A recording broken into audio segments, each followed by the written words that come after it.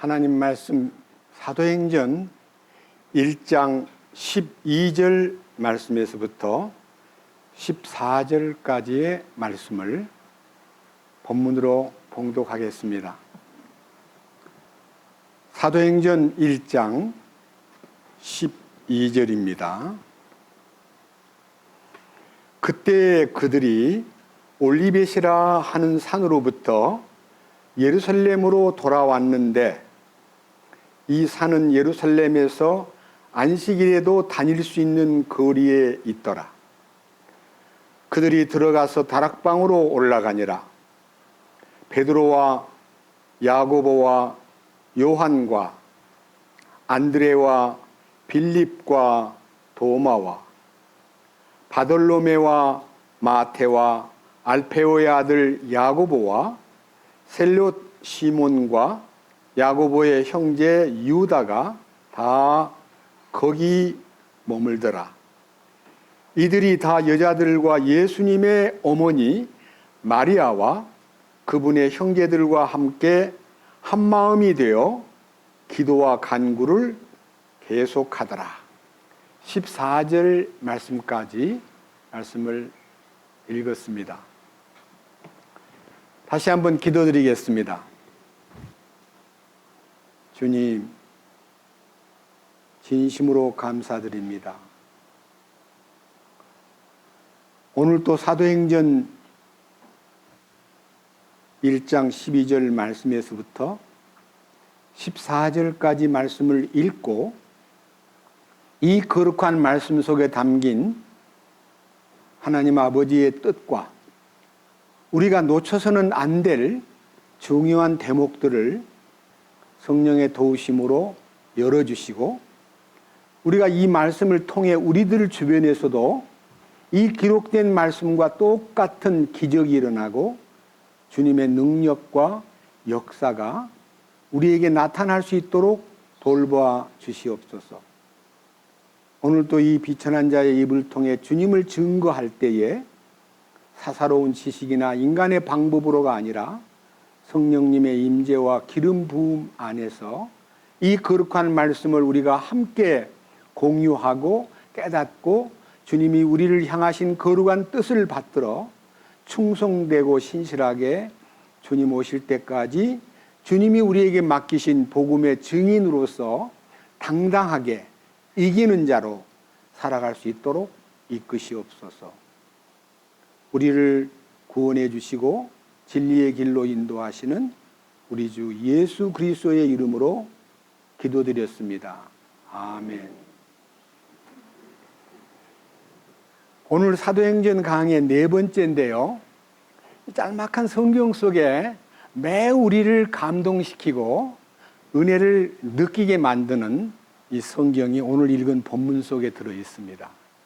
그냥 읽을 때는 뭔지 몰랐는데요. 계속 놓고 기도하다 보니까 이 속에서 마치 무슨 샘이 솟듯이 놀라운 말씀이 이 세 절 속에 숨겨져 있음을 발견했습니다. 여러분들도 같이 이 축복을 공유하고 함께 이 축복의 말씀 속에 담긴 주님의 뜻이 우리를 향해서 무엇을 가르쳐 주시는가를 함께 발견하고 누릴 수 있기를 진심으로 소망합니다. 오늘 읽은 이 성경 12절, 그때 그들이 올리벳이라 하는 산으로부터 예루살렘으로 돌아왔는데 이 산은 예루살렘에서 안식일에도 다닐 수 있는 거리에 있더라.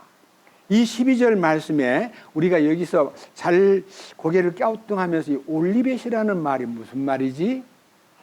올리벳이라는 말은요, 올리브를 얘기하는데 올리벳 하면 올리브 나무라는 뜻입니다.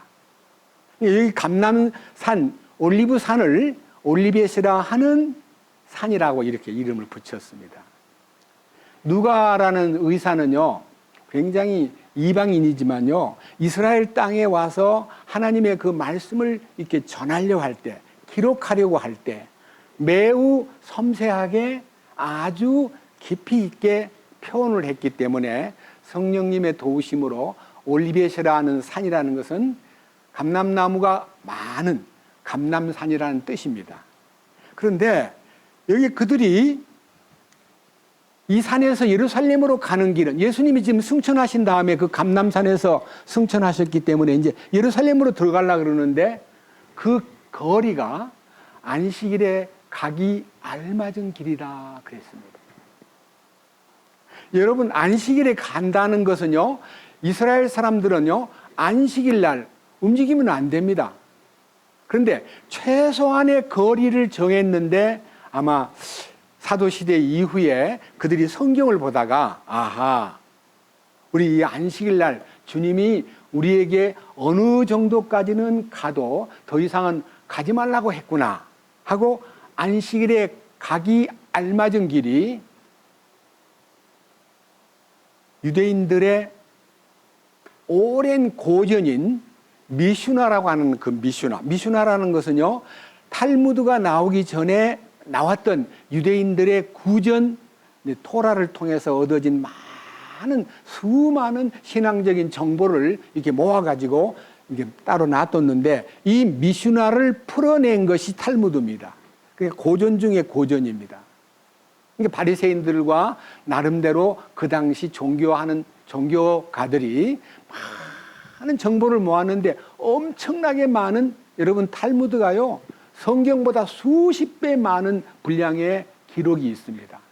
그런데 그 중에서 이 미슈나의 기록 속에 사람들은 안식일 날 최소한의 거리 가기 알맞은 길이 2000규빗이다 이렇게 2000규빗이라고 정했습니다. 2000규빗. 여러분 1규빗은 요 팔꿈치에서부터 요 가운데 중지까지의 길입니다. 제가 며칠 전에 잣대를 딱 대놓고요. 여기서 이렇게 하니까 저는요. 제 이 팔꿈치에서 여기 이 가운데 있는 장지까지가 43cm입니다. 저는 키가 작으니까 팔도 좀 적은 것 같아요. 유대인들은 그들이 이 한 규빗을 언제부터 썼냐 하면 노아 방주 지을 때부터 썼어요.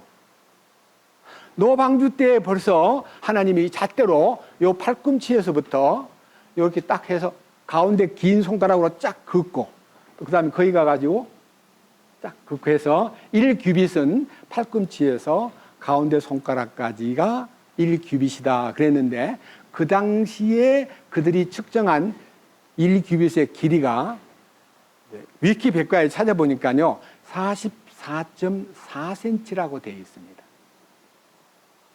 그리고 좀 팔뚝이 키가 큰 사람 팔이 길잖아요. 그 사람들은 평균 로마 방법으로는 50cm 이상이 된다고 50 내지 52cm라고 쓴 사람도 있습니다. 그래서 44.4cm 혹은 52cm 이렇게 해서 사이즈를요 중간에 딱 이렇게 평균을 내면 약 50cm입니다. 그러면 50cm 그러면요 창세기 6장 보십시다. 자, 한번 오늘은 이런 얘기를요 우리가 성경을 읽으면서 그냥 지나갔지만요 오늘은 머릿속에다가 상당히 1규빗이 상당히 큰 거구나. 자, 창세기 6장 15절. 자, 방주를 만드는데 방주의 사이즈 길이가 얼마고 너비가 얼마고 높이가 얼마다 그러는데 여기 창세기 6장 15절에 네가 만들 방주의 모양은 이러하니 방주의 길이는 300규빗이요. 300규빗. 여러분 300규빗 곱하기 50cm면 길이가 얼마예요? 배 길이가 150cm예요. 150m예요.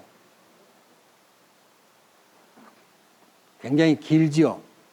엄청 긴 배입니다. 여기요 너비 폭이 50규빗입니다.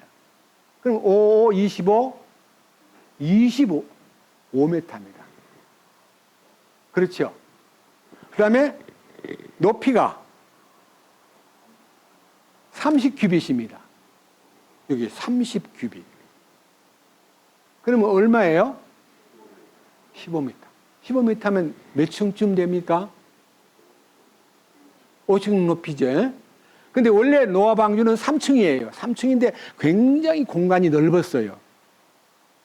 자, 아하. 노아 방주를 150m짜리 길이를 가진 배였구나. 근데 여기에 150m의 길이와 25m의 폭과 30이면 아까 얘기한 대로 30규빗이면 5, 3은 15. 15m의 높이는요, 조선공학의 가장 역학 구도의 안전한 사이즈입니다. 배를 만들 때 이게 사이즈예요. 배 길이를 만들 때 여기에다가 비교해서 만들었다는 거 아닙니까? 조선공학의 처음 배 만들 때의 배 사이즈를 길이하고 너비하고 높이를 요 비율로 지으면 가장 안전하다는 것입니다.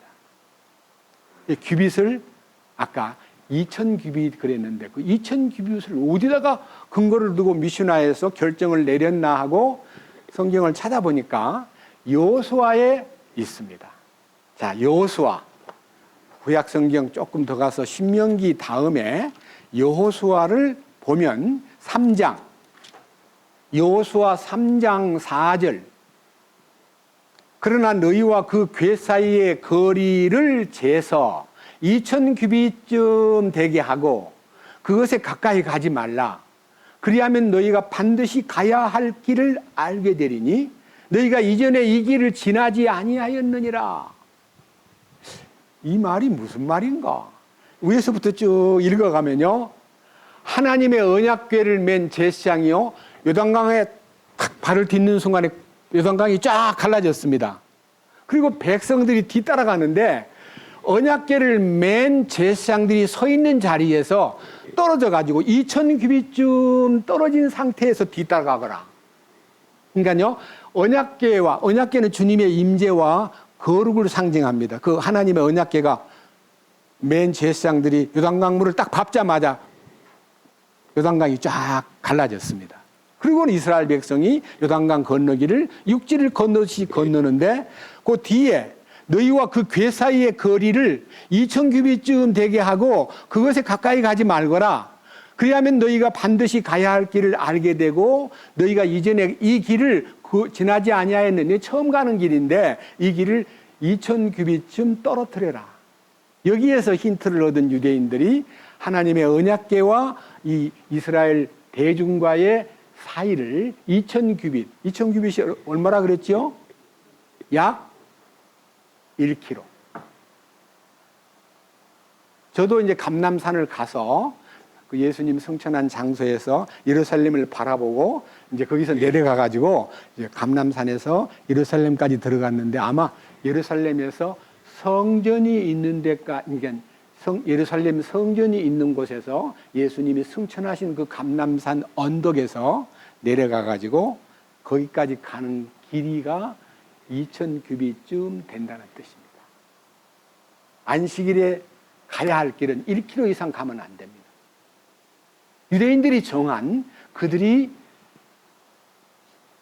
수천 년 동안 모세 이후에 그들이 그걸 어떻게 따라 할 것인가를 연구하고 성경을 읽다가 보니까 이거 길이가 2000규빗쯤 떨어뜨려야 되겠구나. 그 이상 가서는 안 되겠구나 하는 법을 구전 미슈나라고 하는 전통 속에 정해 놓았다가 그것이 그들의 생활이 된 거예요. 예수님 시대 때 벌써 이것이 안식일에 가기 알맞은 길이라고 되어 있습니다.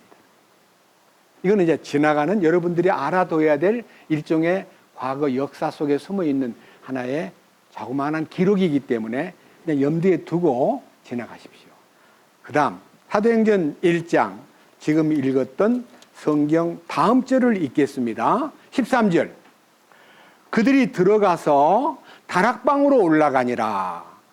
베드로와 야고보와 요한과 안드레와 빌립과 도마와 바돌로메와 마테와 알페오의 아들 야고보와 셀로 시몬과 야고보의 형제 유다가 다 거기 머물더라.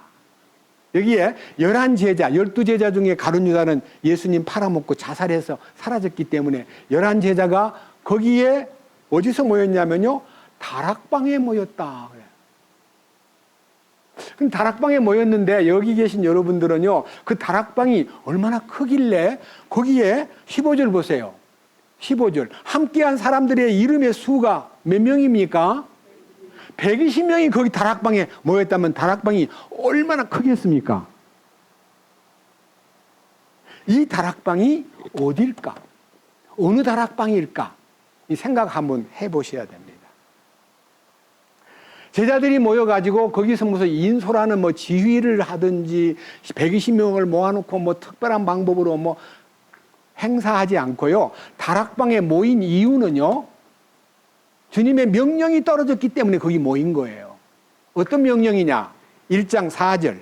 뭐라고 되어 있습니까? 사도행전 1장 4절. 또 그들과 함께 모이사 그들이 예루살렘을 떠나지 말고 아버지의 약속하신 것을 기다리라고 그들에게 명령하셨느니라. 주님께서 40일 동안 부활하신 자기 몸을 보이시고 사심을 나타내셨다가 떠나기 직전에 예루살렘을 떠나지 말아라, 약속하신 성령이 오실 때까지 기다려야 된다 하는 기다리는 시간입니다. 그 시간이 성경에 보면 열흘입니다. 열흘. 그런데 열흘 동안 기다릴 장소를요, 어디로 정할까 하고 서로 의논하다가 그 집으로 가야지 하고 그 집을 떠올린 것은요, 누가복음 22장에 그 집이 있습니다. 그 다락방이. 자, 누가복음 22장 7절입니다. 누가복음 22장 7절. 그때 반드시 유월절 어린 양을 잡아야 하는 때 곧 누룩 없는 빵을 먹는 날이 이르매 그분께서 베드로와 요한을 보내며 이르시되 가서 우리를 위해 유월절 어린 양을 예비하여 우리가 먹게 하라 하니 그들이 그분께 이르되 우리가 어디서 예비하기를 원하시나이까 하매 그분께서 그들에게 이르시기를 보라, 너희가 도시로 들어가면 물 한 동이를 가지고 가는 사람을 만나리니 그가 들어가는 집으로 그를 따라 들어가 그 집 주인에게 이르되 선생님께서 네게 말씀하시기를 내가 네 제자들과 함께 유월절 어린 양을 먹을 객실이 어디에 있느냐고 하시느니라 하라. 그러면 그가 갖추어 놓은 큰 다락방을 너희에게 보이리니 거기서 예비하라 하심에 그들이 가서 보니 그분께서 자기들에게 말씀하신 대로더라. 그들이 유월절을 예비하니라. 그러니까 유월절을 예비할 때 주님이 성에 들어가서 어떤 여자가 물 한 동이를 이고 가거들라면 그 사람을 따라가면서 아니 주님이 유월절을 지키려 그러시는데 어디 큰 방 객실이 있나요? 그랬더니 따라오세요 하고 이 따라와서 큰 여기 12절 그러면 그가 갖추어 놓은 큰 다락방을 너희에게 보이리니 거기서 예배하라. 유월절 주님 마지막 예수님이 모세 시대 때 유월절이 제정돼 가지고 예수님 때까지 1450년이 지났는데요. 이 유월절이 유대인의 유월절 마지막 유월절이에요. 주님의 유월절은요, 양을 잡아가서 먹는 게 아니고요, 주님이 양으로서 희생당하실 것을 보여주기 위해서 이 떡과 이 잔을 나누면서 이 떡은 내 살이요, 이 잔은 내 피다 하고 주님 보혈을 흘리실 언약을 만찬 석상에서 보여주면서 이것을 내가 올 때까지 기념을 하거라 해서 유월절 지키는 방법이 이제 만찬을 떼는 방법으로 바뀌었습니다. 우리가 그 행사를 보통 때는 형식으로 했는데 우리가 진리를 알고 주님의 죽으심의 효능과 십자가에 흘리신 피값과 십자가의 연합을 깨달은 날부터는요, 이 만찬이 얼마나 놀라운 그분의 연합, 그분과의 연합을 알려주는 것이기 때문에 우리는 이 만찬을 소중하게 다루고 또 그것을 형식적으로나 습관적으로 다루지 않고 주님의 그 크신 은혜를 사모하고 주님 오실 때까지 나의 죽음을 나타내라고 하는 그 명령을 준행하기 위해서 우리는 만찬을 통해서 우리 안에 있는 모든 거리낌과 부족함과 우리가 남들한테 피해를 입혔거나 상처를 입혔거나 문제를 주면 만찬을 떼기 전에 가서 먼저 풀고 참으로 깨끗한 심정으로 만찬을 나누어야 주님이 기뻐한다. 이렇게 가르쳐 주신 거예요. 그런데 11사도가 중심이 돼가지고 나머지 이제 100명 넘는 여자들과 그 다음 보세요. 너무 중요한 얘기를 하기 위해서 저는 오늘 포인트가 1장 14절입니다. 1장 14절. 이들이 다 여자들과, 이 여자라는 것은요, 이 특별히 누가복음에 보통 성경에는 여자들 얘기가 별로 없는데 누가복음에는 여자들 얘기가 많이 나옵니다.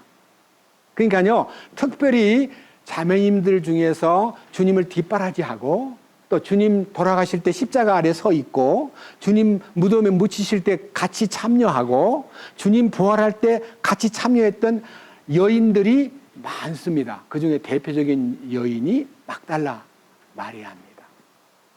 근데 여기에 여자들과 그동안 주님 뒤를 따르면서 헌신하고 경배하고 섬기던 여자들과 그리고 예수님의 어머니 마리아가 그다음 누구를 데리고 예수님 육신의 형제간들 예수님이 마리아의 집에서 낳은 사람 예수님 동생들이죠. 예수님은 성령으로 낳기 때문에 마리아와 요셉 사이에서 태어난 아들이 아니라 마리아를 빌려서 몸을 빌려서 성령으로 잉태된 하나님의 아들이기 때문에 마리아가 결혼해가지고 낳은 요셉의 아들들하고 딸들하고는 사실은 한 혈통이 아니기 때문에 어떻게 보기에는 형제간이라고 보기는 어렵지만요. 우리가 그 예수님이 30살 될 때까지요, 같이 그 집에서 지냈기 때문에 예수님의 맏아들이고요, 동생들이 아들만 예수님 말고 4명,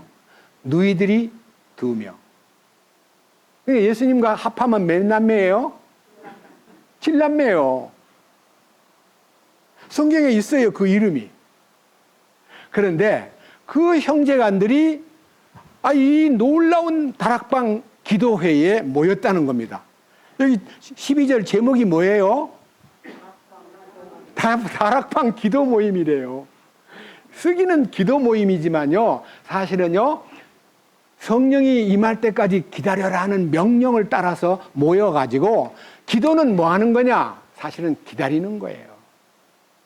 여러분, 우리가 막 기도를 해가지고 뭘 끌어내고 소원을 이루고 막 내 뜻을 막 성취하는 것이 기도가 아니고요, 우리 주님의 마지막 겟세마네 동산에서의 기도처럼 할 수만 있거든 이 잔을 제게서 옮기시옵소서. 그러나 제 원대로 마옵시고 아버지 뜻대로 이루어지기를 원합니다 하고 아버지 뜻에다가 자기를 다 맡기는 것이 진정한 기도예요. 그러니까 여기서 지금 성령을 보내달라고 기도하는 거 아니에요. 성령을 보내달라고 기도해서 성령이 오신 거 아니에요. 기다리라 했기 때문에 기다리는 약속이 이루어지는데 그 약속이 이루어지는 기간이 열흘 후라는 거예요. 열흘.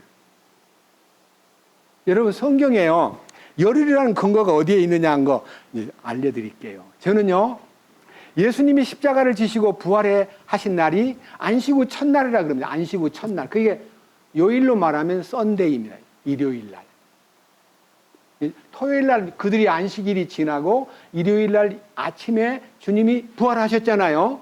그래서 부활하신 예수님이 40일 동안 부활하신 후에 계시다가 승천했어요. 그럼 승천하면 40일째가 무슨 요일일까요? 얼른 계산해 보세요. 네? 40일째가 일요일 날, 그러니까 시작해서 한 주, 2주, 3주, 4주, 5주 하면 5, 7은 35지요. 예?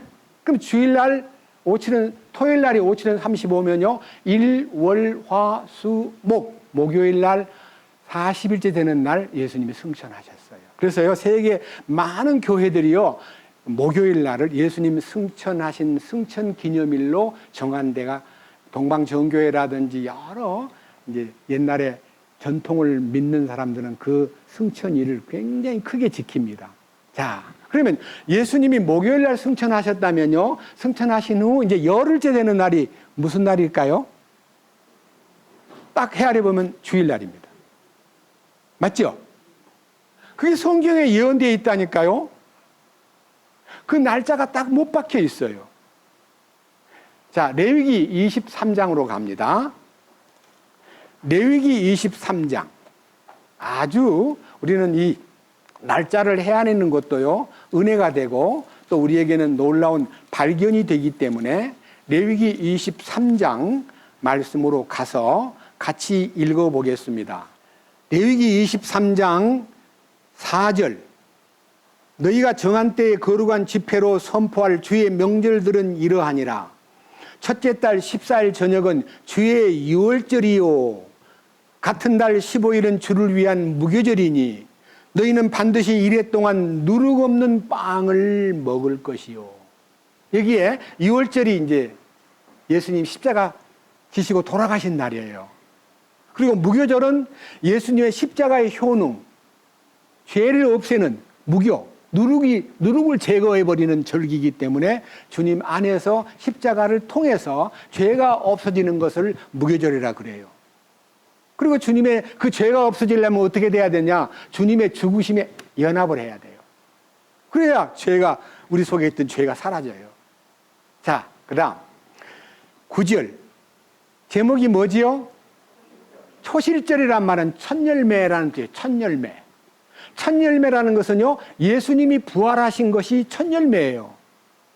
죽은 자 가운데서 예수님 혼자 부활한 것이 아니라요, 예수님 우리를 데리고 부활했다는 증거가요, 9절, 10절, 11절 읽어보면 깜짝 놀라요. 우리가 거기 들어있어요.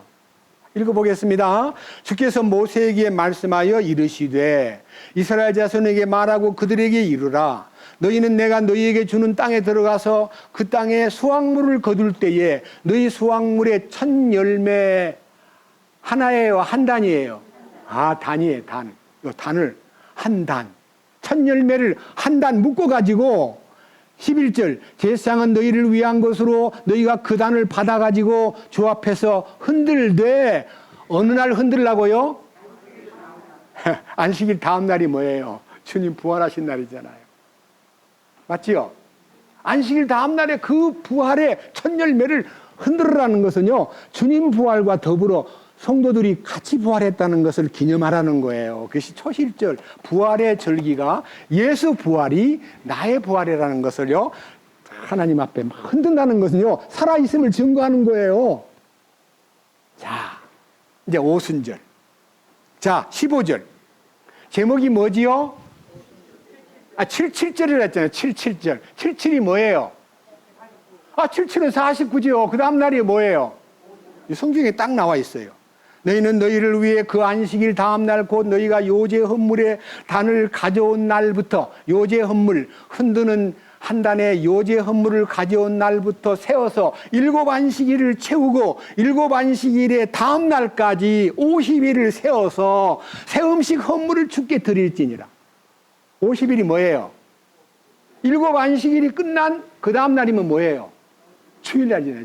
주의 날, 부활하신 날.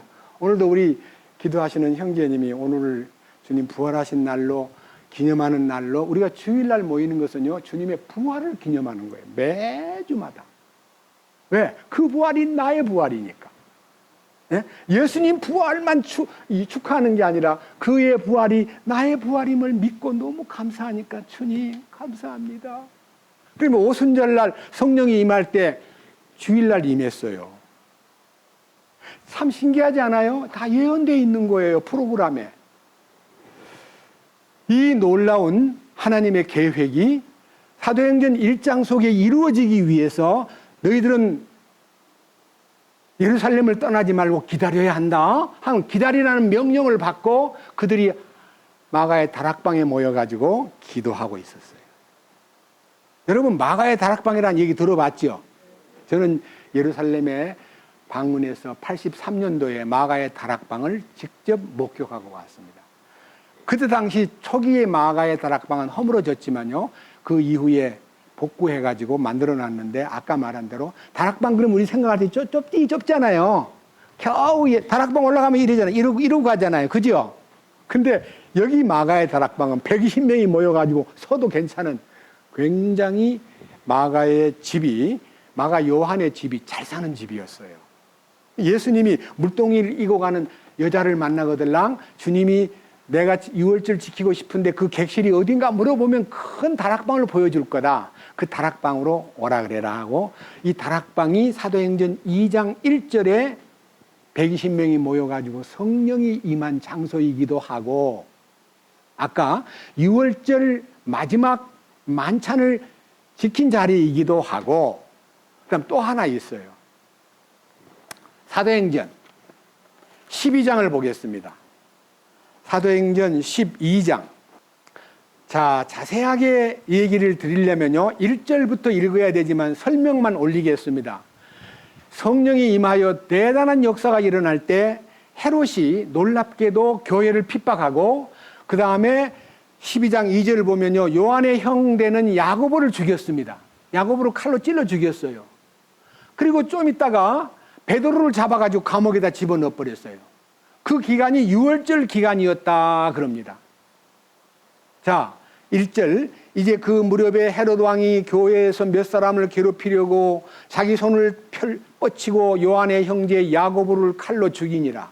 또 그가 유대인들이 그 일을 기뻐하는 것을 보았으므로 더 나아가 베드로를 잡으려 하였는데 그때는 무교절이 기간이더라. 그가 그를 붙잡아 감옥에 가두고 군사가 4씩인 4소대에 맡겨 지키게 하였으니 이는 이스터가 지난 뒤에 그를 백성에게로 끌어내려 함이라. 이스터라는 것은요, 유월절 행사를 한 기간입니다. 그 기간에 베드로를 감옥에다 넣으려고요, 4명씩 4소대라면요 16명을 감옥 주변에 둘러가지고 베드로가 도망갈까 봐 지켰다 그럽니다. 군인 파수꾼 16명을 4겹으로 4명씩 4겹으로 지키고 있는데 하나님의 천사가 감옥문을 열어가지고 베드로를 끄집어내고 그들 16명은 다 잠들게 만들어버리고 베드로가 거기서 나옵니다. 나와가지고 이제 어디로 가냐면요, 바로 마가의 집으로 가는 거예요. 아까 그 다락방 집으로 가서 문을 바깥에서 두드리니까요, 여기 우리 성경에 보면요, 로데라 하는 소녀가 베드로가 왔다는 것을 문 앞에 딱 나가보니까 베드로예요. 감옥에 지금 들어가 있기 때문에 같이 기도하던 식구들이 하나님께 지금 하나님, 사도 베드로를, 야고보는 돌아가셨는데 사도 베드로를 주여 구해 주시옵소서 하고 막 기도를 하고 있는데요, 이 소녀가 사도 베드로가 오셨어요. 그러니까 전부 다 뭐라고 하니, 네가 미쳤어. 베드로는 감옥에 있어. 그런데요, 이 밑에 보십시오. 5절부터 그러므로 베드로는 감옥에 갇혔으나 교회는 그를 위하여 끊임없이 하나님께 기도하더라. 헤롯이 그를 끌어내고자 할 때에 바로 그날 밤 베드로가 두 군사 틈에서 두 사슬에 묶인 채 잠을 자는데, 그러니까요 16명을 바깥에다가 문 앞에다가 보초를 세운 것만 아니라 두 군인이 옆에 딱 같이 감옥에서 같이 잠을 자요. 베드로 도망갈까 봐. 예? 사슬로 딱 묶어가지고. 근데 지키고 있는데 7절, 보라 주의 천사가 그에게 이름에 감옥 안에서 한 광채가 빛나더라. 그가 베드로의 옆구리를 쳐 그를 일으켜 세우며 이르되 빨리 일어나라 하니 그의 사슬이 그의 손에서 풀려 떨어지더라. 천사가 그에게 이르되 띠를 띠고 내 신을 동여매라 하거늘 그가 그대로 하니 천사가 곧 그에게 이르되 내 옷을 입고 나를 따라오라 하며 그가 나와서 그를 따라가며 천사가 하는 것이 사실인 줄 알지 못하고 자기가 환상을 본 줄로 생각하더라. 그들이 첫째와 둘째 감방을 지나 도시로 인도하는 쇠문에 이르렀는데 그 문이 그들을 향해 저절로 열림으로 그들이 나와서 한 거리를 지나매 천사가 곧 그를 떠나니라. 천사가요 베드로를 끌고 완전히 감옥에서 바깥 문까지 딱 나와가지고 바깥에 떡 나오니까 천사가 떠나버립니다. 그때 베드로가 어떤 태도를 취했나요?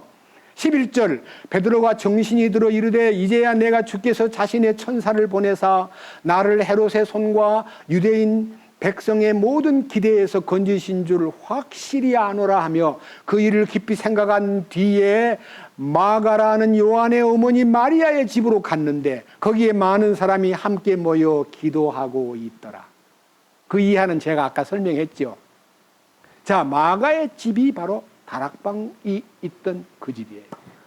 그러니까요, 유월절을 예비한 집, 그 다음 지금 여기서 말하는 대로 성령의 역사가 나타나가지고 오순절에 성령이 임한 집, 그리고 여기 마가의 집에서 식구들이 모여서 베드로가 감옥에 들어간 것 때문에 기도하던 집, 이게 이제 마가의 다락방이에요.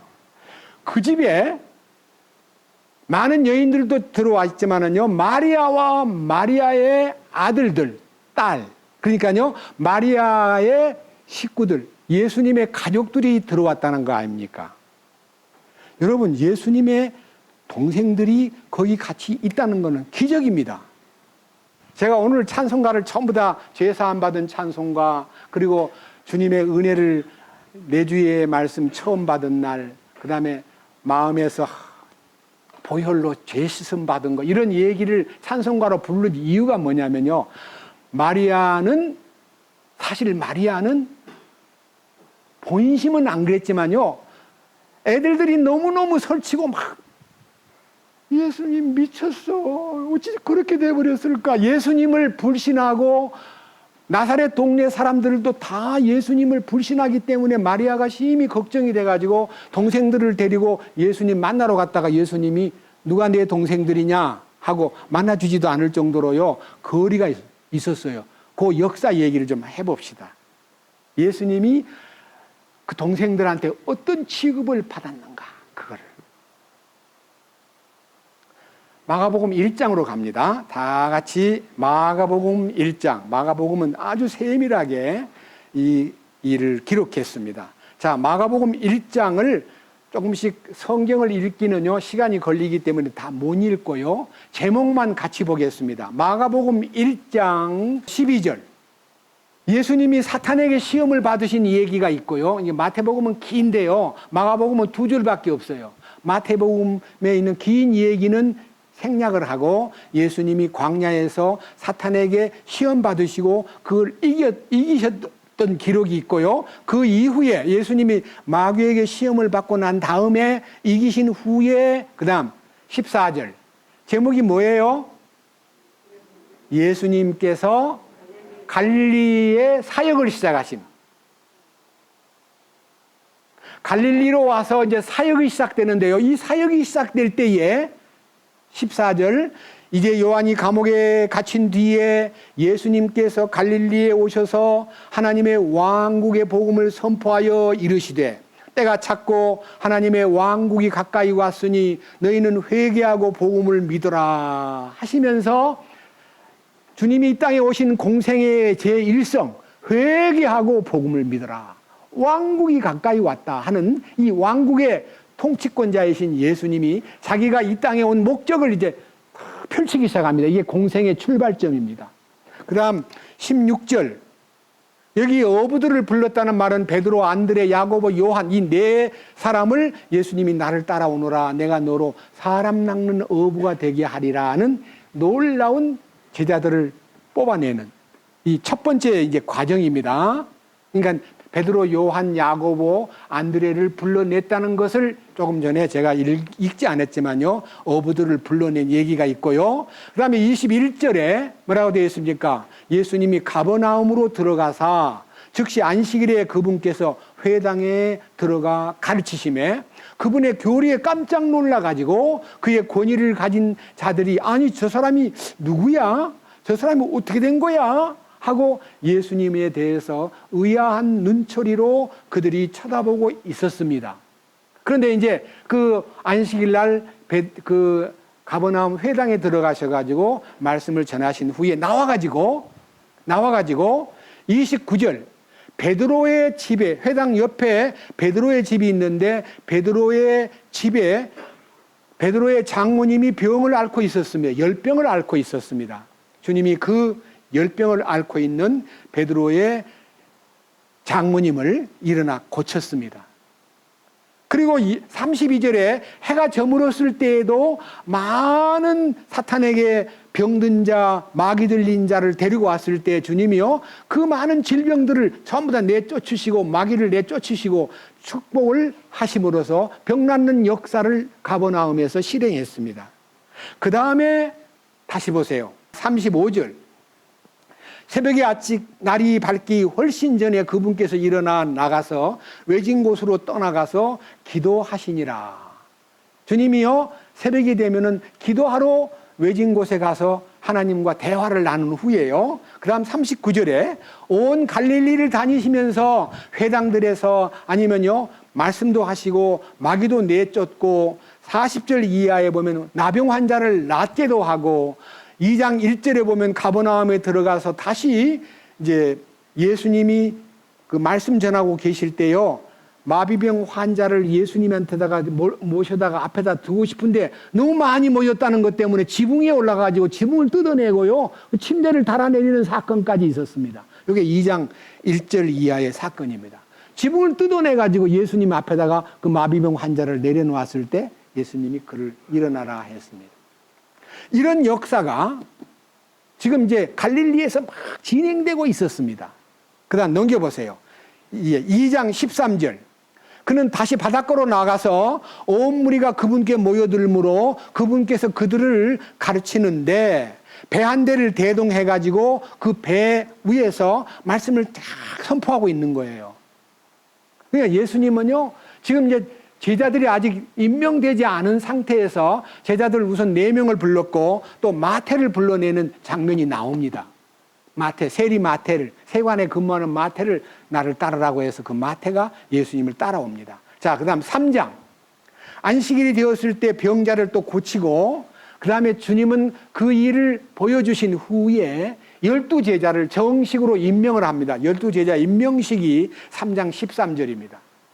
예수님이 산에 오르사 자기가 원하는 자를 전부 다 불러가지고 그 14절 12명을 임명을 하는데 복음을 위해서 나를 따르라고 하는 사도 12명을 불러내는 놀라운 역사가 일어납니다. 그래서 그를 16절에서는 처음에 베드로라는 이름을 더해 주신 시몬을 불렀고 그 다음에 보아너게 곧 천둥의 아들이라고 불리우는 세베대의 두 아들 야고보와 요한을 불렀고 18절에는 안드레, 빌립, 바돌로메, 마테, 도마, 알페오의 아들 야고보, 다데오, 시몬, 가룟 유다, 이게 12명을 불러서 사도를 임명했습니다. 이 예수님은 지금 아주 바쁘게 능력을 나타내고 말씀을 전하고 사도들을 임명하고 이렇게 30세가 되었을 때 아주 큰 일이 지금 전개되고 있는데 예수님의 가족들은 어디 사냐 그러면요, 나사렛 동네에 살아요. 여러분 나중에 지도를 놓고요, 가버나움과 나사렛에서 거리가 얼마나 됐냐면 꽤 먼 거리입니다. 100리가 넘어요, 우리 이수로. 그러니까 100리길을 걸으려면요 하루 종일 걸어도 그 당시 걸음거리로 봐서 100리길 걷기가 매우 어려웠다는 겁니다. 이 얘기하면서 하루를 걸으면 25km를 걷는데요. 근데 얘기 안 하고 막 그냥 열심히 걸으면 40km를 걷는데 너무 힘들어가지고 하루 길을 40km라 안 그러고요, 25km라 그래요. 자, 그런데 예수님의 가족들이 이제 몰려옵니다. 자, 20절. 이게 이제 포인트입니다. 마가복음 3장 20절. 무리가 다시 함께 오므로 그들이 식사할 겨를도 없었다. 예수님이 막 너무 많이 몰려오니까요, 이 빵 잡술 시간이 없어요. 여러분, 우리는 상체를 가지고 앉아서 먹지만 빵은요 서서 먹을 수도 있습니다. 근데 빵 먹을 시간도 없을 만큼 바빴다 그래요. 예수님은 그렇게 바쁘게 복음을 전하고 있는데 21절 예수님의 친척들이 몰려왔습니다. 그분의 친지들이 그것을 듣고 그분을 붙들러 나오니 아유 큰일 났어. 예수가 미쳤어. 정신이 제정신이 아닌 것 같아. 예수님의 하신 일이 소문이 나니까요, 그들이 30세까지 아무 일도 안 하고 집에서만 지내던 예수님이 갑자기 가버나움에 가서 복음을 전하면서 사도들을 12명을 거느리고 능력을 행하고 막 역사하고 식사할 겨를도 없이 말씀을 전하고 있는데 보세요. 21절 뭐라 그랬어요? 그분의 친지들이 그것을 듣고 그분을 붙들러 나오니 이는 그들이 말하기를 그가 제정신이 아니다. 여러분, 그가 제정신이 아니다라는 성경을 개역 성경에는 그가 미쳤다 이라고 돼 있어요. 예수님을 미친 사람으로 취급했어요. 누가요? 식구들이. 자, 그다음 보세요. 예수님은 붙들러 왔는데 이는 그들이 말하기를 그가 제정신이 아니다 하였기 때문이더라. 이렇게 예수님을요, 제정신이 아니다 혹은 미쳤다 그러니까요, 예루살렘에서 예수님이 하신 일이 소문이 나가지고 막 구경 온 사람들이 많아요. 예루살렘에서 구경 온 사람들 누구냐? 종교인들. 보세요. 여기 22절. 예루살렘에서 내려온 서기관들은 이르되 예수가 바알세붑에 사로잡혀 마귀들의 통치자를 힘입어 마귀를 내쫓는다라고. 예수님을 보고 바알세붑은 마귀들의 왕입니다. 마귀의 우두머리가 바알세붑이에요. 이름이. 이 예루살렘에서 내려온 종교인들도 가족들이 예수님 미치다 그러니까요. 맞아. 그 예수가 귀신의 왕. 여기 옛날 성경에는 귀신의 왕, 여기는 사탄의 마귀들의 통치자, 마귀들을 통치하는 바알세붑이라는 우두머리가 예수님한테 와가지고 예수님이 그 마귀를 힘입어서 사탄을 몰아내는, 귀신 쫓는 일을 하는 것 같아요. 보세요. 예수님이 그 말을 듣고요, 너무너무 어이가 없으니까 23절. 그분께서 그들을 불러 비유로 그들에게 이르시되 사탄이 어찌 사탄을 내쫓을 수 있겠느냐? 또 만일 어떤 왕국이 스스로 분쟁하면 그 왕국은 서지 못하고 만일 어떤 집이 스스로 분쟁하면 그 집은 서지 못하며 만일 사탄이 자기를 대적하여 일어나 분쟁하면 서지 못하고 종말을 맞느니라. 사람이 먼저 강한 자를 결박하지 않고서는 강한 자의 집에 들어가서 그의 재산을 노략하지 못하리니 결박한 뒤에야 그가 그의 집을 노략하리라. 여러분, 강한 자가 더 강한 자가 나타나면 굴복하듯이 사탄이 아무리 강해도 하나님의 능력으로 그를 쳐부시는 거지, 사탄끼리 의논해가지고 쫓기도 하고 쫓기기도 하고 그게 말이나 되냐? 예수님이 그들에게 예수님 자신이 마귀의 왕 바알세붑을 힘입어 사탄의 권세를 깨트린다는 것을 깨트리는 말씀을 했습니다. 자, 그렇게 설교해가지고요, 예수님께서 굉장히 중요한 얘기를 하십니다. 28절. 진실로 내가 너희에게 이르노니 모든 죄는 사람의 아들들이 용서받고 또 그들이 신성모독할 때 쓰는 신성모독은 다 용서받되 성령님을 대적하여 신성모독하는 자는 결코 용서받지 못하고 영원히 정죄의 위험에 처해 있느니라. 이는 그들이 말하기를 그가 부정한 영에 사로잡혔다 하였기 때문이더라. 예수님을 안 믿거나 예수님을 정신 나간 사람이네라고 말하거나 그 정도는 용서받을 수 있지만요, 예수님이 바알세붑 사탄의 통치자하고 야합을 해가지고 예수님이 거짓을 행한다라고 예수님을 모욕하면 영원히 용서받지 못한다. 이렇게 설교를 하는 것은요, 성령 회방죄라는 것은요, 하나님을 모를 때 하나님을 불신하고, 저는 많이 들은 얘기인데 한번 흉내 내볼게요. 하나님 믿으라 그러면요, 뭐? 하나님? 내 주먹을 믿어. 이런 사람 많이 봤어요. 맞아요, 안 맞아요? 근데 그 사람은 용서받을 기회가 와요. 근데 용서를 못 받는 죄가 뭐냐? 제가 요한일서 2장 2절을 가장 마음에 두고 회개한 성경이기 때문에 인생 일생 후반기에 잊을 수 없는 성경이에요. 옛날에는 구원 안 받은 사람을 마귀 자식, 지옥 갈 것들, 에이구, 이렇게 생각하던 저였어요. 예수님 믿으라고 하면 내 주먹이나 믿으라는 사람이나 못되게 회방하고 나쁜 말 하면요, 저것들은 지옥 갈 것들이라고 가로밖에 내놓고 상종도 안 하고 인간 대우도 안 했으면 속으로 아이고 저 벌레 같은 것들 지옥 가면 얼마나 괴로울까 이렇게 생각했는데 요한일서 2장 2절을 읽다가요, 주님 앞에 무릎을 꿇게 되었습니다. 왜요? 용서받은 내가 용서받은 것이 은혜지 내 공로로 용서받은 게 아닌데, 용서받은 나는 용서받았기 때문에 용서 못 받은 그들이 지옥 가는 것만 생각했지 하나님은 이 용서해 놓고 기다리고 있다는 것을 미처 알지 못했다가 제가 그 말씀을 마음에, 여러분들도 또 한번 구경합시다.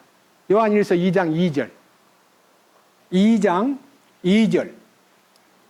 그분이란 말은 예수님입니다. 예수님은 우리의 죄들로 인한 화해 헌물이시니 우리의 죄들뿐 아니요 온 세상의 죄들로 인한 화해 헌물이시니라. 화해 헌물이란 말은요, 하나님과 우리 사이가 원수가 되었는데 왜? 죄 때문에. 근데 그 예수님이 중재자로 오셔가지고 그 죄를 다 해결함으로써 하나님과 우리와의 사이가 만남의 길이 열리고 우리를 하나님의 자녀로 삼아주는 기적이 일어났는데, 그 화해 헌물, 하나님과 우리 사이가 원수 관계였는데 화해가 되고 풀어졌어요. 이제 길이 열린 거예요. 그러면 우리 주님이 우리를 위해서 화해 헌물 되신 것은 우리만 위할 뿐 아니요. 뭐라고요? 온 세상의 죄들을 위한 화해 헌물이시니라. 온 세상 죄가 용서되어 있어야 안 되어 있어요. 그럼 우리가 그 사람들을 용서받은 것을 모르고 있는 그들을 용서받았다는 걸 알게 해주는 것이 우리가 할 일이지, 무시하고 지옥 갈 것들, 저런 빌어먹을 것들 이렇게 하면 되냐고요. 예? 제가 그런 아주 몰상식하고 교만한 제 마음에 있는 표현을 회개하고 나서 특별히 우리 문중에 있는 식구들과 가까이에 있는 서씨 집안에 예수 안 믿는 사람들을 매우 불쾌하게 대했는데 그들을 불쌍히 보는 눈으로 제 눈이 궁율의 눈으로 바뀐 것은 요한일서 2장 2절을 읽다가 무릎을 꿇었기 때문입니다. 이해하시겠죠? 여러분들도 지금 제 설교를 여러 번 들었지만요, 제발 예수 믿지 않고 못되게 구는 사람 지옥 갈 것들이라고 정죄하고 멀리하지 마시고 용서받은 죄인임을 알고 믿고 그를 위해서 할 일이 있겠죠? 어떻게 하면 돼요? 그 원수 같은 사람이 줄이거든 먹을 거를 주고 목말라 하거든 마실 거를 줘라. 그렇게 할 때 그 사람의 머리 위에다가 숯불을 쌓아 놓는 것과 같다.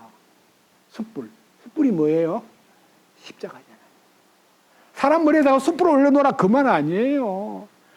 번제단의 숯이 이글이글 거릴 때까지, 번제단의 제물이 다 탈 때까지 계속 나무를 대기 때문에 숯불이 번제단에 이글이글거립니다. 그 숯불이 뭐냐면 예수 그리스도의 십자가의 죽음의 효능이 이글이글 타는 숯불 같다 그 말입니다. 아시겠죠? 그것을 그의 머리에다가 얹어놓으면 머리가 탄다는 말은요, 그가 굴복한다는 뜻이에요. 저는요, 이 요한일서 2장 2절을 통해서 이제 교만한 성격과 남을 정죄하고 무시하던 성격이요, 딱 내려앉고요. 아유, 용서받은 저 죄인, 용서한 줄도 모르고 저렇게 힘들게 사나 싶어가지고 어떻게 하면 도울 수 있는가를 그를 위해서 기도하게 되고, 그런 마음으로 사람을 대하니까요, 아무도 미운 사람이 없는 거예요. 맞지요? 얼마나 놀라워요. 자, 그런데 다시 이제 마가복음 이제 3장 다시 갑니다. 놀라운 얘기가 있습니다. 마가복음 3장 31절. 그때에 그분의 형제들과 예수님의 형제들과 그분의 어머니가 와서 밖에 서서 그분께 사람을 보내어 그분을 부르니, 예수님 만나고 싶은데 예수 나 여기 왔어 이렇게 안 하고요, 가서 예수님 우리 아들인데요, 우리 형인데요, 좀 나오라 그러세요. 예수님을 면회하자고 이제 사람을 보냈습니다. 문 앞에서. 자, 32절. 무리가 그분 주위에 앉았다가 그분께 이르되, 보십시오, 선생님의 어머니와 선생님의 형제들이 밖에서 선생님을 찾습니다. 예수님이 멀리서 오셨기 때문에 나가봐야 돼요, 안 나가봐야 돼요? 나가봐야 돼요. 인간적으로 예수님 찾아왔는데. 뭐라 그래요? 33절. 그분께서 그들에게 응답하여 이르시되, 그 무리들 앞에다가 예수님이 말을 꺼냅니다. 누가 내 어머니며 내 형제들이냐? 그러니까 바깥에 온 어머니와 형제를 예수님이 뭐라 그랬어요? 무시해버린 거예요. 누가 내 어머니며 누가 내 형제간들이냐라고 말하시면서, 자, 34절. 자기 주위에 앉은 자들을 둘러보시며 이르시되, 내 어머니와 내 형제들을 보라. 그러니까 바깥에 있는 어머니와 형제는요, 어머니 형제 취급도 안 하고요, 여기 모인 여러분들이 나의 어머니며 나의 형제간들입니다. 보세요. 35절. 누구든지 하나님의 뜻을 행하는 자 곧 그가 내 형제요 내 자매요 어머니니라 하시니라. 예수님 어머니와 예수님 동생들이 예수님 찾으러 왔는데 만나줬어요, 안 만나줬어요?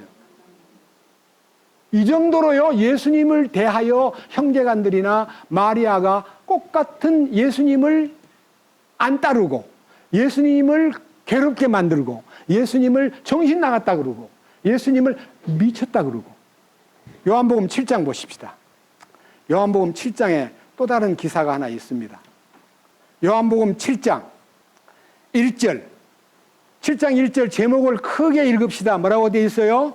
예수님의 형제들도 예수님을 믿지 않음. 그 말이에요. 예수님을 안 믿는 거예요. 형제간들도. 1절, 이 일들 뒤에 예수님께서 갈릴리에서 다니시고 유대인들의 거주지에서 다니려 아니하셨으니 이는 유대인들이 그분을 죽이려 하였기 때문이더라. 여기요, 요한복음 6장 내용, 5장부터 6장이 넘어가 보면요, 예수님이 물 위로 걸어간 사건이 있고, 6장에는요 5,000명을 베스다 광야에서 먹이신, 떡 5개와 물고기 2마리를 가지고 5,000명을 먹이고도 12광주리에 남게 만든 기적을 행하신 그 일 다음에 예수님이 갈릴리에서 다니시고 유대인들의 거주지인 그 유대인들이 사는 남쪽 지역으로 가지 않으려고 하시니까 2절, 이제 유대인들의 장막절이 가까이 왔으므로, 명절 중에 장막절은 마지막 명절입니다. 초막절. 그건 천년왕국을 상징하는 건데, 그 명절이 다가오니까 예수님의 형제들이 예수님한테 찾아와가지고 3절, 그분의 형제들이 그분께 이르되 여기를 떠나 유대로 들어가 당신이 행하는 일을 당신의 제자들도 보게 하소서. 은밀히 일을 하면서도 드러나게 알려지기를 스스로 바라는 사람은 없나이다. 당신이 이것들을 행하시거든 당신 자신을 세상에 나타내소서. 예수님의 형제간들이 왔어요. 아, 이렇게 잘나고 이렇게 일을 많이 하면 왜 여기 시골 동네에서 그렇게 돌아다니세요? 예루살렘 근방에 유대로 가가지고 자기를 나타내세요, 예수님. 왜 숨어서 일을 하셔야 하고 예수님을 나타내라고 부추기는 거예요, 이제. 이건 약간 비우는 행동이에요. 그 다음 뭐라고 돼 있어요?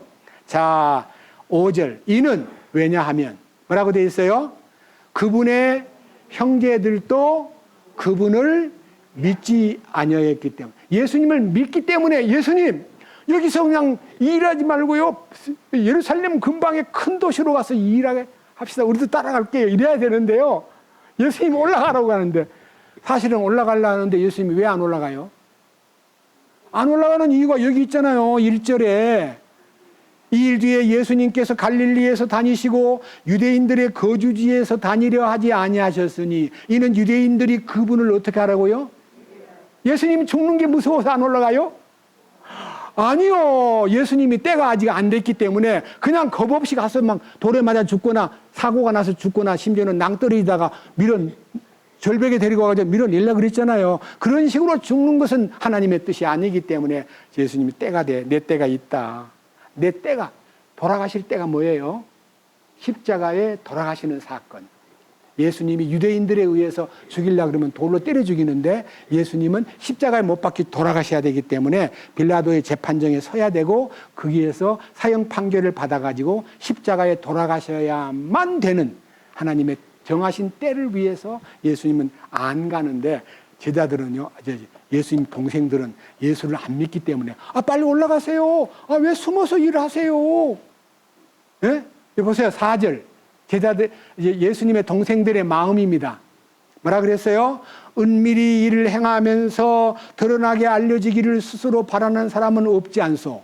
당신이 이것들을 행하시거든 당신 자신을 세상에 어떻게 하라고요? 그러니까 예수님을 추천하고 격려하는 거예요. 비웃는 거예요. 예수님 안 믿기 때문에 예수님을 비웃는 거예요. 이 동생들이. 제가요, 예수님 동생들 명단을 발표하겠습니다. 마태복음 13장. 마태복음 13장. 씨 뿌리는 비유가 마태복음 13장에요. 하늘 왕국의 비유를 7가지로 막 엄청난 설교를 하셨어요. 여기 씨 뿌리는 비유 중에 처음에는요, 씨를 뿌리는 비유, 알곡과 가라지 비유, 겨자씨 비유, 그 다음에 누룩 비유, 가라지 비유, 그 다음에 숨겨진 땅에 감춘 보화 비유, 비싼 진주를 발견한 비유, 그물 비유, 비유를 쫙 이렇게 펼치시면서요, 주님이 하늘 왕국의 비전과 비밀을요, 시대적인 상황에 의해서 이 7가지요 천국의 비유가요 계시록 2장 3장에 있는 교회 시대하고 딱 접목하면 똑같습니다. 여기 7가지 비유를 1, 2, 3, 4, 5, 6, 7까지 써놓고요. 거기다가 처음에 에베소 교회, 서문학 교회, 버가목 교회, 두아디라 교회, 사대 교회, 빌라델비아 교회, 라오디게아 교회하고 7부를 딱 적어놓으면 그 시대하고 딱 관통합니다. 참고로 한번 시도해 보세요. 아시겠죠? 이 마태복음 13장의 7가지 비유는 요한계시록 2장과 3장에 있는 7교회하고도 관통된다. 시대적으로. 그걸 꼭 잊지 마세요. 자, 그런데 53절 마태복음 13장 53절 예수님께서 이 비유들을 마치신 뒤에 거기를 떠나 자기 고향으로 들어가사 지금 예수님이 이 비유를 베푸신 곳은요 가버나움에 있는 언덕에서 이 얘기를 하셨는데요. 이제 고향으로 들어갑니다. 나사렛으로. 그들의 회당에서 그들을 가르치시니 그들이 깜짝 놀라 이르되 이 사람이 어디에서 이 지혜와 이런 능력 있는 일들을 얻었느냐. 도대체 이 사람은 뭐야? 이야 대단한 분이야. 설교를 듣더니 감탄했는데요. 그 감탄이요. 예수님이 공부를 안 했기 때문에 그들이 볼 때요. 무식한 예수라고 알았는데 너무너무 놀라운 말씀을 하니까요. 자, 밑에 보세요. 뭐라고 얘기하는가? 55절. 이 사람은 목수의 아들이 아니냐? 아니, 그의 어머니는 마리아라 그러고, 그의 동생들은 우리 동네 야고보, 요새, 시몬, 유다. 사형제 있죠? 있죠? 야고보, 요새, 시몬, 유다라 하지 아니하느냐? 그의 누이들이 다 우리와 함께 있지 아니하냐? 누이들. 2명이에요. 누이가 2명.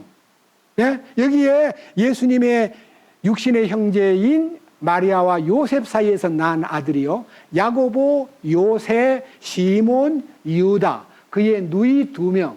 몇 명이에요? 예수님까지 7남매예요. 그런데요. 자, 보세요.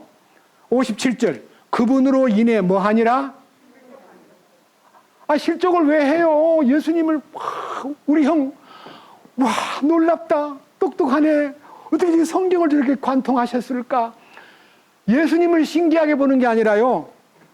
아버지는 목수고 어머니는 마리아고 우리 동네들 그 사형제 있고 누이들도 있는데 아이고 실족을 했다는 거예요. 실족. 그러므로 일이 어떻게 벌어집니까? 57절.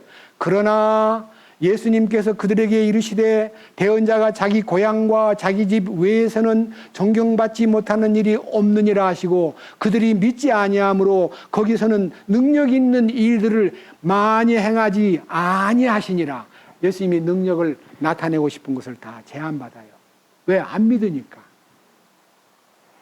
그럴 정도로요 예수님의 식구들은 예수님을 따르지 않았습니다.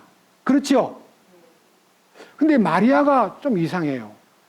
마리아가 천사 가브리엘로 통해가지고 예수님 잉태될 때요, 성령으로 잉태된 것과 예수님 하실 일과 임마누엘 하나님이신 것과 하나님의 계획을 갖고 이 땅에 구원을 베풀러 오신 메시아라는 걸 마리아는 알았을 텐데요. 왜 동생들하고 같이 예수님 안 따라다니고 미쳤다 그러고 만나러 갔다가 퇴짜당하고 마리아도 좀 이상한 것 같아요. 안 그래요? 근데요. 놀라운 일이 벌어져요. 여러분 성경 보다가요 그런 부분에 좀 주의하시면 참 은혜가 됩니다. 요한복음으로 갑시다.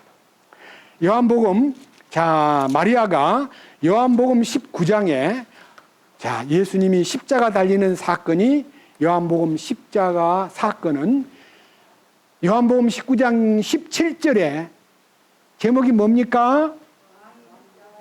네, 아주 빠르시군요. 다 같이 시작. 예수님이 골고다에서 십자가에 못 박히는 그 현장이에요. 제자들은 다 도망가 버리고 예수님 십자가 그 현장에 딱 제자 한 사람 요한하고 마리아가 딱 나타난 거예요. 마리아가. 보세요. 25절. 이제 예수님의 십자가 곁에는 그분의 어머니와 그분의 이모요 글로바의 아내인 글로바. 누가복음 24장에 낙심해가지고 글로바라는 사람이 고향으로 내려가다가 예수님 만난 제자 있죠? 그 글로바의 아내였던 마리아와 막달라 마리아가 그 예수님 십자가 곁에 서 있더라. 마리아가 십자가 현장에 나타난 거예요. 이 얼마나 놀라운 사건입니까? 이 여러 가지 동기는 기록이 안 돼 있기 때문에 모르지만요, 예수님이 십자가에 못 박히는 그 현장에서 예수님하고 십자가에서 대화를 하는 거예요. 십자가에 달리신 예수님과 마리아가 대화를 해요. 뭐라고 하는 거 아니에요? 26절.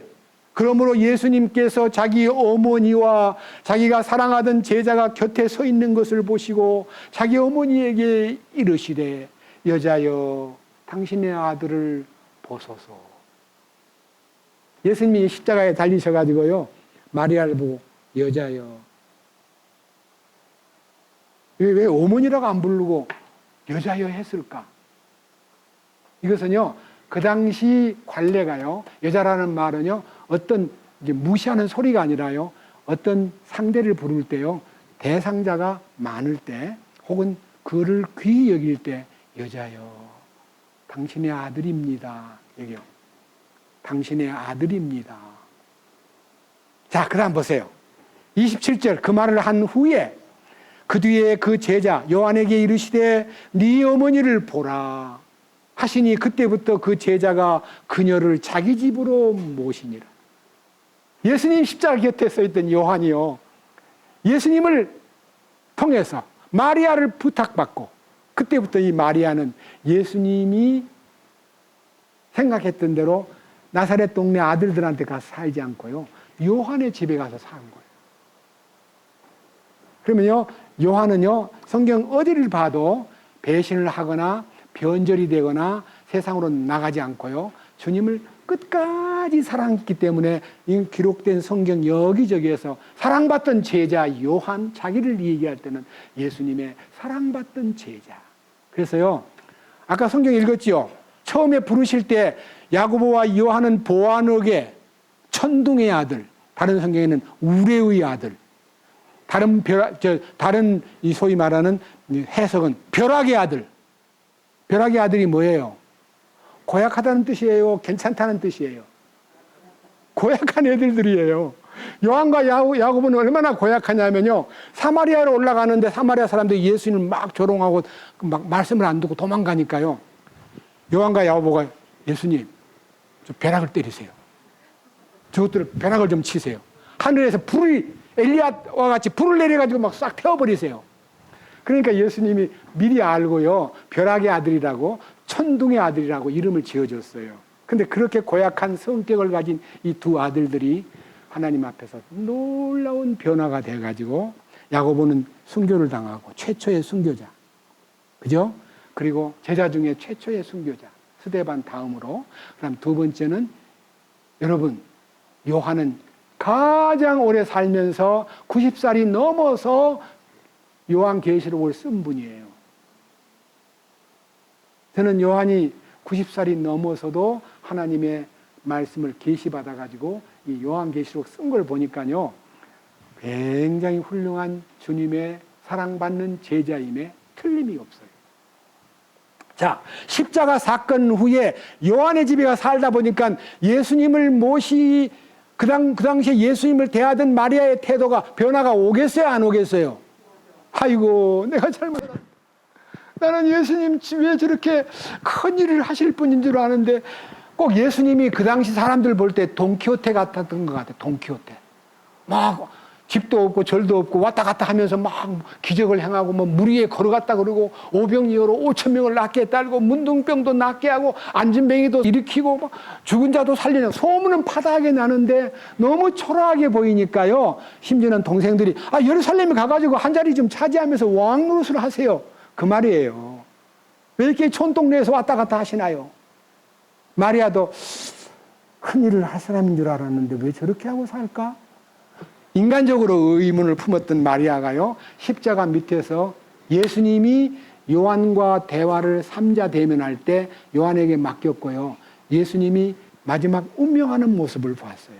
요한복음 19장부터 다시 보면 27절, 그 뒤에 그 제자에게 이르시되 네 어머니를 보라 하시니 그때부터 그 제자가 그녀를 자기 집으로 모시니라.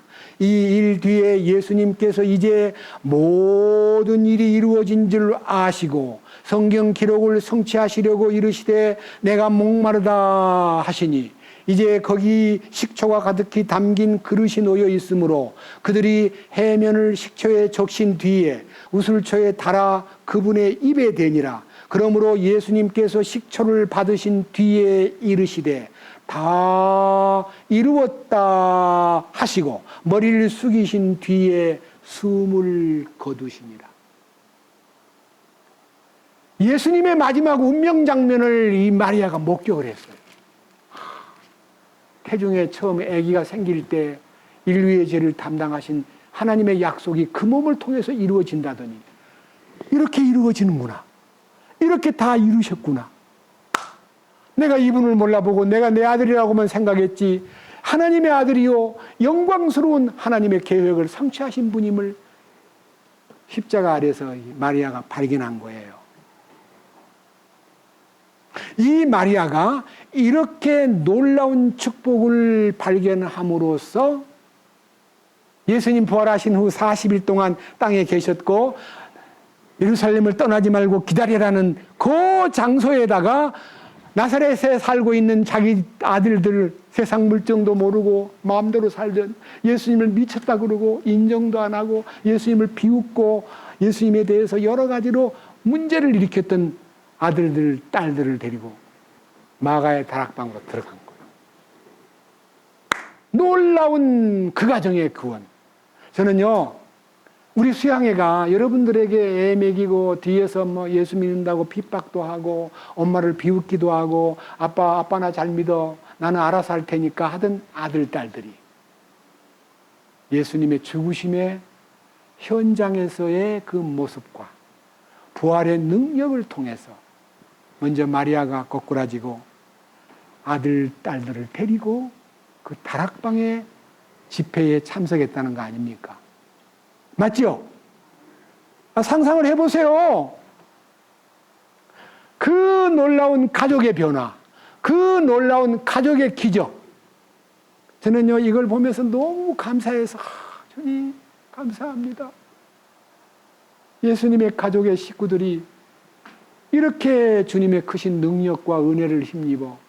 그래서요, 그 가족이 어떻게 됐는가에 대해서는 일일이 기록이 없으나 한 사람 이름이 탁 올라와요. 제일 큰 아들 이름이 누구예요? 야고보. 야고보가 누구예요? 야고보서를 쓴 사람이에요. 예? 그럼 야고보는요, 성령을 받고 어떤 사람으로 변화됐냐 하면요, 놀라운 사람으로 변화됐어요. 갈라디아서 1장 15절입니다. 그러나 내 어머니의 태에서부터 나를 구별하시고 자신의 은혜로 나를 부르신 하나님께서 자신의 아들을 내 안에 계시하사 내가 그분을 이교도들 가운데 선포하는 것을 기뻐하실 때에 내가 즉시 혈육과 의논하지 아니하고 예루살렘으로 나보다 먼저 사도가 된 자들에게로 올라가지도 아니하였으며 오직 아라비아로 들어갔다가 다시 다마스쿠스로 돌아갔노라. 그 뒤 3년이 지나서 내가 베드로를 만나려고 예루살렘에 올라가 그와 함께 15일을 지냈으나, 그러니까요, 사도 바울이 구원을 받고요, 바로 예루살렘으로 오지를 않고 아라비아로 가서 3년을 지내고, 그리고 자기 고향 갔다가 다시 다마스쿠스로 갔다가 예루살렘에 왔는데 보름 동안 있는 동안 베드로가, 이 바울이 보름 동안 예루살렘에 체류하는 동안, 첫째 19절 뭐라 그랬어요? 주의 형제 야고보 외에는 다른 사도들을 보지 아니하였노라. 다른 사도들을 보지 못하였노라가 아니라요, 딴 사람은 안 만나고 누구만 만났어요? 예수님의 동생 야고보. 여기 있잖아요. 주의 형제 야고보만 만났노라. 그 다음에 2장. 자, 갈라디아서 2장 8절. 자세히 들어보세요. 베드로 안에서 혈육 있게 일하사 할례자를 위한 사도직을 주신 바로 그분께서 내 안에서 강력하게 일하사 이방인들을 향하게 하셨느니라. 그러니까요, 베드로를 통해서 유대 민족 할례자들에게 복음을 맡긴 것처럼 나는 무할례자인 이방인들을 향해서 일하라고 나에게 큰 은사를 주셔가지고 나는 이방인의 사도가 되었다. 자기 간증하는 거예요. 바울의 간증.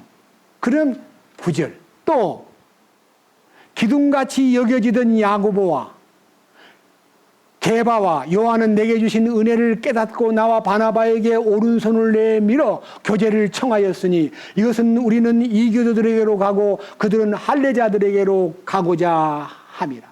다만 그들은 우리가 가난한 자들을 기억해 줄 것을 원하였는데 바로 그 일은 나 역시 열심히 행하던 바더라. 자, 여기요. 야고보가, 주의 형제 야고보가, 예수님의 첫 번째 동생인 야고보가 교회 안에서는 뭐가 됐어요? 기둥 같은 위치에 선 거예요. 여기 갈라디아서 1장요. 위에 가면 이 갈라디아서가 기록된 것이 서기 55년이에요. 성령이 임한 시기는 서기 30년이에요. 25년이 지난 시기에 이 편지를 쓰면서 교회 안에서 야고보는 기둥 같은 존재가 되었다. 야고보서를 쓴 사람이에요. 야고보서는 예수님의 제자인 요한의 형 야고보가 아니고 요한의 형 야고보는 아까 사도행전 12장에 순교를 일찍 당했어요. 예수님의 육신의 동생 야고보가 행함이 없는 믿음은 죽었다고 하는 놀라운 메시지를요, 성령의 계시를 받아가지고 그 행함의 주체는 주님이다. 네 보고 하라는 거 아니다. 내가 다 할 테니 너는 죽어야 된다. 너는 가만히 있어. 내가 할 테니까 하는 이 행함의 주체이신 주님을 이 야고보가 강하게 전했습니다. 얼마나 훌륭한 주님의 일꾼으로 쓰임 받았습니까? 야고보서는요, 엄청나게 귀한 말씀이에요. 로마서는 믿음으로 구원을 받고 야고보서는 행함으로 주님을 나타내는데 그 행함은 사람이 행하는 게 아니라 주님이 그 안에서 나를 이용하여 자기를 나타내는 걸 말하는 거예요. 야고보서는 굉장히, 야고보서 별명이 뭐예요? 예? 여러분 야고보서를 읽을 때 썼어요. 뭐라고 하냐? 야고보서는 신약의 자문이다 그래요. 혹시 못 봤어요? 야고보서? 개요. 처음 읽을 때요. 야고보서 위에 딱 보면 야고보서는 신약의 자문이다. 굉장한 보화가 들어있는 야고보서. 이렇게 주님 앞에 귀한 존재로 바꿔진 것은 마리아가 십자가 아래에서 주님과의 대화를 통해서 요한의 집으로 나는 못 가. 요한은 좀 어려워. 남한테 어떻게 가. 그렇게 안 하고요. 그냥 즉시 십자가 지신 그 현장에서 요한하고 같이 예수님 자기 고향 땅 나사렛으로 안 내려가고요. 요한의 집에 가서 같이 지내. 요한하고. 그리고 심지어는 에베소로 피신 가고 밤모섬에 갇힐 때도요. 마리아는 터키에 있는 요한의 집에서 같이 지냈어요.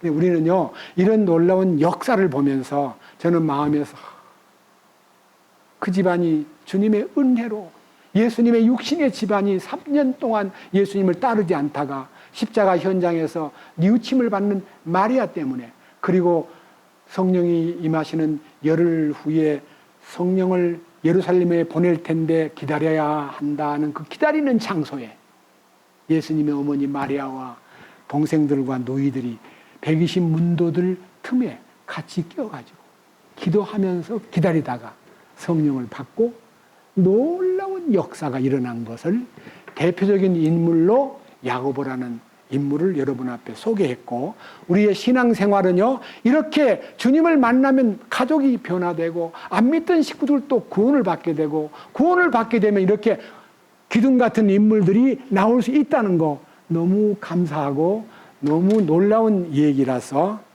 우리는 오늘 마지막 부를 찬송가도 그런 나 같은 죄인을 불러서 이렇게 은혜를 주신 주님, 그 야고보나 그 예수님의 형제간들을 주님이 변화시켜서 새 사람 되게 만든 거 마음에 생각하면서 같이 기도하고 같이 그 은혜에 동참하시는 여러분 되시기를 주님의 이름으로 축원합니다. 기도드리겠습니다. 주님, 진심으로 감사드립니다. 오늘은 사도행전 1장 12절에서 14절까지 예수님의 명령을 받고 기다리는 그 장소에 120명이 모여서 놀라운 역사가 일어난 것만 아니라 예수님의 가족이었던 마리아와 동생들 4명과 여동생 2명까지 함께 마가의 다락방 기도 모임에 참석하여 주님의 명령을 따라 기다리다가 오순절날 성령으로 충만됨으로써 야고보와 같은 큰 기둥 같은 인물을 배출했습니다. 이 역사가 우리 앞에 거울이 되고, 우리들도 주님의 크신 뜻을 모를 때는 자기 마음대로 살고 예수님을 무시하고 하나님의 뜻을 등지고 살았지만, 예수님의 죽으심에 연합이 되고 예수님의 죽으심의 현장에서 말씀이 이루어진 것을 목격한 마리아가 회개하고 요한과 더불어 살면서 가족들을 주께로 이끈 그 모습을 오늘 상고하면서 우리는 함께 주님의 능력과 은혜를 찬양하지 않을 수가 없습니다. 우리를 더욱더 주님 안에서 견고하게 세우시고 우리를 주님이 기뻐하는 그 놀라운 영역으로 왕과 제사장의 직분을 감당하기에 부족함이 없고, 주님이 주시는 주님의 공동 상속권에 참여하여 왕과 제사장으로서의 역할을 다 할 수 있는 그러한 빈틈없는 훈련에 우리가 조금도 주저하거나 조금도 게으름을 피우거나 조금도 뒷걸음질 치지 않고 오직 전진하여 주님의 뜻에 합당한 왕국 상속권에 참여하는 우리 모두가 되게 하여 주옵소서. 우리 주 예수 그리스도의 이름으로 기도드렸습니다. 아멘.